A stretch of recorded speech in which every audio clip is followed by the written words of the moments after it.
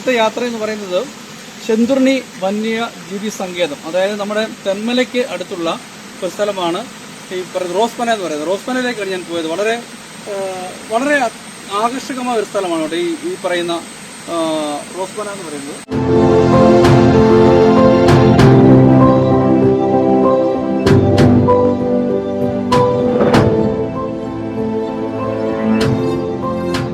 എന്താണ് ഇത്ര ആകർഷകം എന്ന് ചോദിച്ചാൽ, ഒരു നമ്മുടെ ഈ പറയുന്ന അതായത് തമിഴ്നാടിൻ്റെ ബോർഡർ ചെങ്കോട്ടയിൽ നിന്ന് ആരംഭിച്ച് പുനലൂർക്ക് പോകുന്ന തെന്മല ഭാഗത്തു നിന്ന് അകത്തേക്കുള്ള വഴിയാണ്.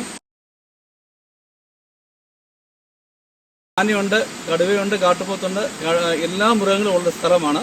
അപ്പോൾ ഇന്ന് അതിലേക്കൂടെയാണ് യാത്ര ചെയ്തത്. ഒരുപാട് നാളായി ഇങ്ങോട്ടേക്ക് യാത്ര ചെയ്യുന്ന ആഗ്രഹിച്ചിരുന്നതാണ്. പക്ഷേങ്കിൽ ഒരുപാട് ഇഷ്ടപ്പെട്ട സ്ഥലം കേട്ടോ. മഞ്ഞ് മൂടിങ്ങനെ കിടക്കുന്ന നല്ല രസകരമായ സ്ഥലമാണ്. ഒരിക്കലെങ്കിലും നിങ്ങൾ റോസ്പന വരണം. കാരണം റോസ്പനയ്ക്ക് ഒരു ഭംഗിയുണ്ട്. റോസ്പനയുടെ ഭംഗി എന്ന് പറയുന്നത് ആ വനത്തിൻ്റെ ഭംഗിയാണ്, പ്രകൃതിയുടെ ഭംഗിയാണ്. റോസ്പനയിലെ ഏറ്റവും ടോപ്പിൽ വ്യൂ പോയിന്റ് ഉണ്ട്. ആ വ്യൂ പോയിന്റിൽ നിന്ന് നോക്കാമെങ്കിൽ പരപ്പാർ തടാകം, അതായത് തെന്മല തടാകം വളരെ മനോഹരമായിട്ട് കാണാം. ഒരിക്കലെങ്കിലും നിങ്ങളത് കണ്ടിരിക്കണം. കാരണം നമുക്ക് മനസ്സിൽ വളരെ സന്തോഷം തരുന്ന നല്ല സീനറിയാണത്. പിന്നെ എങ്ങനെയാണ് ഇവിടേക്ക് വരുന്നതെന്ന് പറയാം. പുനലൂരിൽ നിന്നും തെന്മലയിലേക്ക് വണ്ടി കിട്ടും. തെന്മലയിൽ നിന്നുമാണ് ഈ പറയുന്ന റോസ്പനയിലേക്ക് കയറുന്നത്. റോസ്പനയെക്കുറിച്ചുള്ള വിശദമായ വീഡിയോ ഞാനിത് പോസ്റ്റ് ചെയ്യാം. നിങ്ങളത് കാണുക, നിങ്ങളുടെ അഭിപ്രായം പറയുക.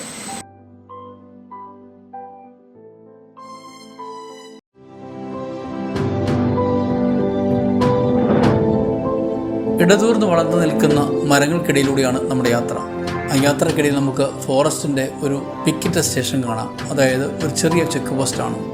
ഇവിടെ വണ്ടിയുടെ നമ്പർ എൻ്റർ ചെയ്ത് വേണം നമ്മൾ വീണ്ടും മുന്നോട്ടേക്ക് പോകാൻ. പൊട്ടിപ്പൊളിഞ്ഞു കിടക്കുന്ന റോഡാണ് മുന്നോട്ടുള്ളത്. പക്ഷെങ്കിൽ വളർന്നു നിൽക്കുന്ന മരങ്ങൾ കണ്ടാൽ നമുക്ക് അത്ഭുതം തോന്നിപ്പോകും. ആകാശം മുട്ടെ വളർന്നു നിൽക്കുന്ന വലിയ മരങ്ങളാണ് ഇവിടുത്തെ ഏറ്റവും വലിയ പ്രത്യേകത. ഞാൻ നേരത്തെ പറഞ്ഞ മാതിരി ഇതൊരു സ്വാഭാവിക വനമാണ്. അതായത് വെച്ചുപിടിപ്പിച്ച വനമല്ല, നൂറ്റാണ്ടുകളായി വളർന്നു നിൽക്കുന്ന മരങ്ങൾ ഉൾപ്പെടുന്ന ഒരു വനപ്രദേശമാണിത്. അതുകൊണ്ട് തന്നെയാണ് പടുകൂറ്റൻ മരങ്ങൾ ഇവിടെ കാണാൻ കഴിയുന്നത്. കേരളത്തിലെ അപൂർവം ചില സ്ഥലങ്ങൾ മാത്രമേ ഇത്തരത്തിലുള്ള മരങ്ങൾ വളർന്നു നിൽക്കുന്ന വനങ്ങൾ കാണാൻ സാധിക്കുകയുള്ളൂ. പിന്നീട് നമ്മൾ ചെന്നെത്തുന്നത് തെന്മല ഡാമിൻ്റെ ഭാഗമായ പരപ്പാർ ഡാമിൻ്റെ മുകൾ ഭാഗത്താണ്. ദൂരെ നിന്നുള്ള ദൃശ്യമാണ് ഈ പരപ്പാർ ഡാമിൻ്റെത്. ഏകദേശം 25 കിലോമീറ്ററോളം നീണ്ടുകിടക്കുന്നതാണ് പരപ്പാർ ഡാം. ഏകദേശം 25 കിലോമീറ്ററോളം കിടക്കുന്നതാണ് പരപ്പാർ ഡാം. മനോഹരമായ ദൃശ്യമാണ്. ഒരു വ്യൂ പോയിന്റ് ഉണ്ട്.